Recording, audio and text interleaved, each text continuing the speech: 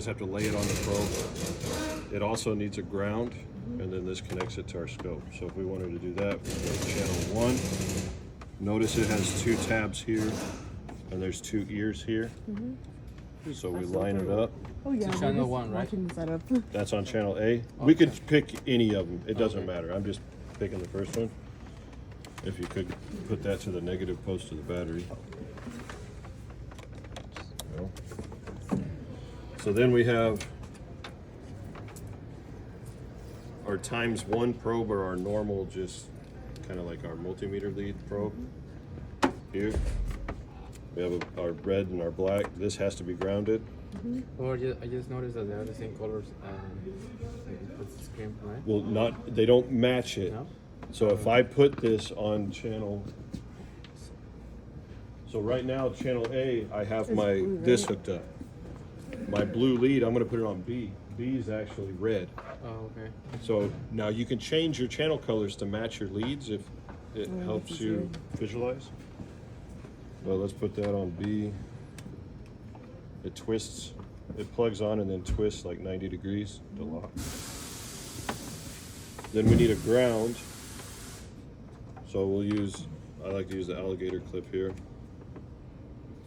And now we can hook that to the negative post. And here we have our test lead. Somewhere. So now if we wanted to check, remember we went back to our wiring diagram, our brown wire was our trigger. So if we wanted to measure our trigger, we'll take our back probe, get in between the waterproofing and the insulation, slide it in. And we know this is the trigger from the wiring diagram, right? Right. Okay. So we can, if you want to check, And like you just peel back the insulation. so this one did have so here's our wiring diagram.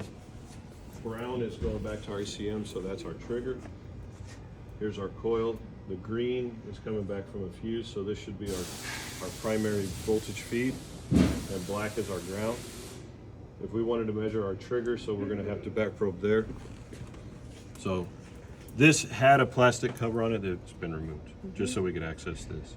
If you were working Push on a it in. customer's car, would you remove it? Yeah. Okay. Just put it back when you're done. Okay.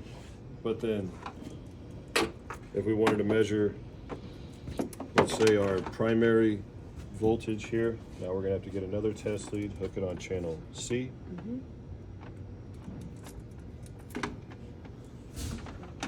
Again, we need to ground it, but they're banana plugs, so that one can piggyback off of that next one, so you can plug it into the last one.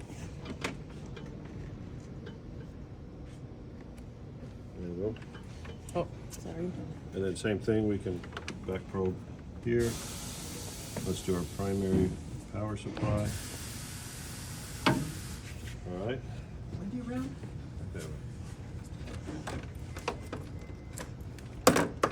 So then if we wanted to check amperage on something,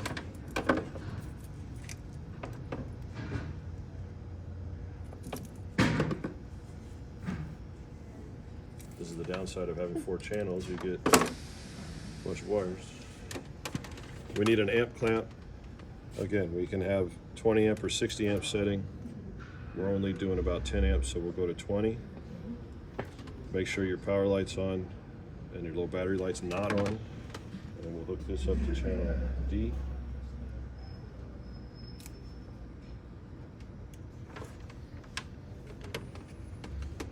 And then we'll check our current for our primary.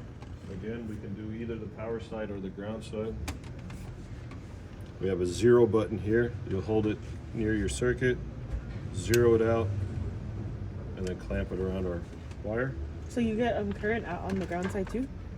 Oh, because it's going through the whole. Okay. Current's the same the everywhere. clamp is in the ground side, right? Yep, right now we're on the ground. But it could be on the power side, it would be the same reading. As long as it's not on the trigger one, right? Right. So now we're ready. We have all our probes hooked up. So now we can switch over to our software here.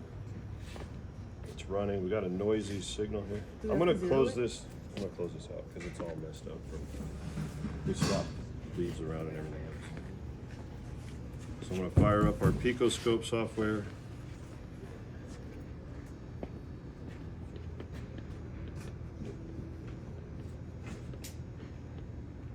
And now here's where we have to remember what our leads were measuring. So channel A was our Our, high voltage secondary yeah. coil on plug. So we'll go to channel A. We'll go to probe. And we need to select our coil on plug ignition probe. Automatically, our voltage changed to kilovolts. So we're 3 to 5,000 volts. Channel B was our normal test lead. So we can actually keep that at the one-time probe. That is our trigger. What does the one-time probe mean? One time means that whatever voltage, so this is telling us that whatever voltage we're measuring at that probe, we're seeing actual voltage. It's 1 to 1, so times 1. Instead of like kilovolts. So if we change that to Okay.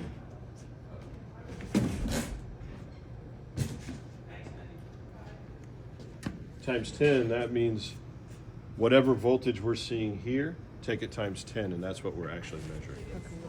So that, or you can go ahead and use an attenuator. If you select attenuator, it's going to step the voltage down to a safe level, but it will also scale this down to match. So it would still be displaying the proper So voltage. if you had like, let's say you had 30,000 volts and you had like 1,000 attenuator, it would show like, what is that? 3,000? 30 volts, Yeah, whatever. 30 volt, whatever. But It on would this, step it down, show- but here it would still show the 3,000. Okay. So it's measuring a safe amount here, but it's going to display what it actually is seeing out there. Okay. So, but what we're doing is a one-time. And again, we don't know where we're starting, so 2020, we'll start with 20 volts, right? So now we see that channel came up. We got 0 volts here to 20 volts and 0 to negative 20, all right? Then channel C, that was our power, so again, we're using a one-time. Again, we'll just go with 20 volts.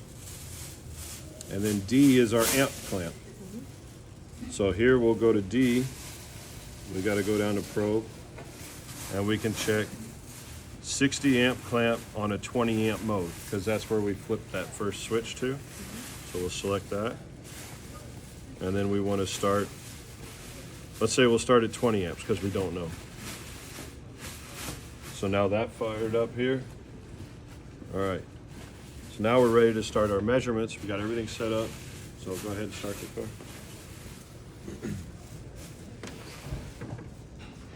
Make sure none of your leads are down in the belt or across the exhaust. They'll get hot. They're not?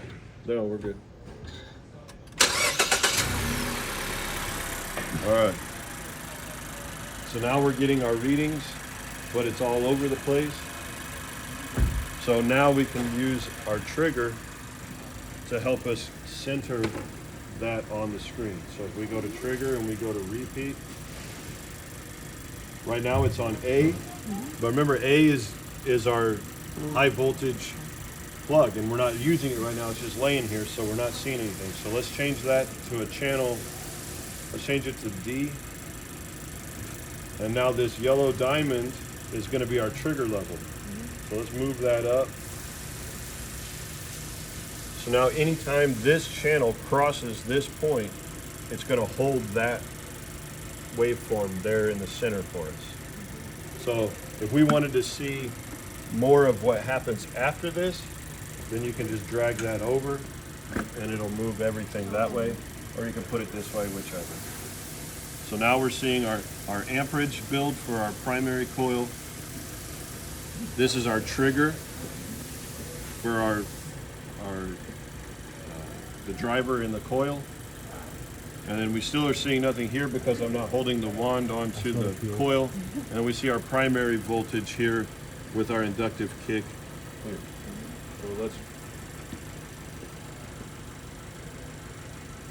So now once I put the probe on the coil, you start to see our secondary ignition waveform.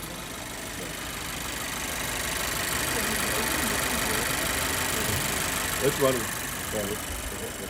Even if it's unplugged, it will inject fuel. Oh, it's plugged in right now, I right? put everything back. Okay, if it's unplugged, will it still inject fuel? It depends on the car. Sometimes they'll kill the cylinder. If they notice a misfire, they'll Okay. turn the fuel off and everything.